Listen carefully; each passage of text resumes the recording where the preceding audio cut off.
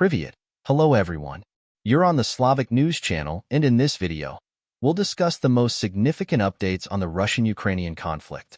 We have a lot of interesting updates, so let's begin. Today, we got more videos from different angles of how the Russians were attacking the plant by the name of Artem. In this video that was made by a Ukrainian civilian, we can see a significant number of Russian cruise missiles, HA-101, that were attacking the Ukrainian industrial zone. This is the second missile, and during the video we're going to see 4 missiles. As you can see, the Russians were pretty accurate.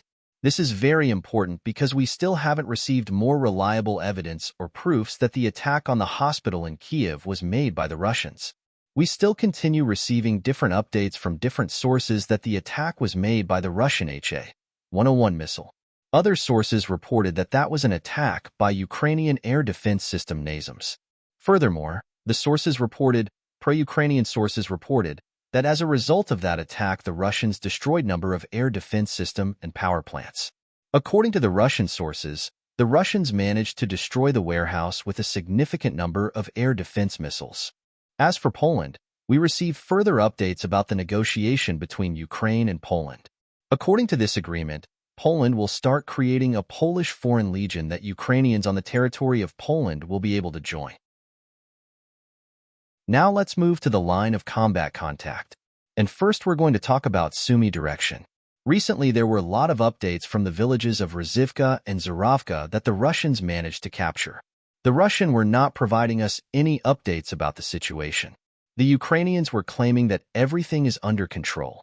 But today the Russian sources published a very interesting video in the vicinity of the village by the name of Stetskovka, where they discovered a large convoy of armored forces of Ukraine.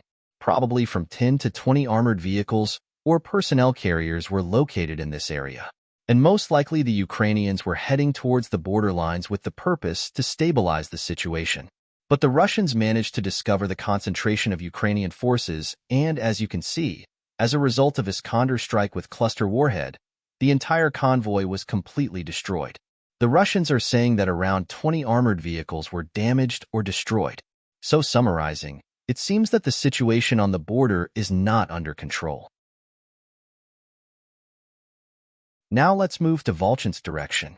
We have additional updates.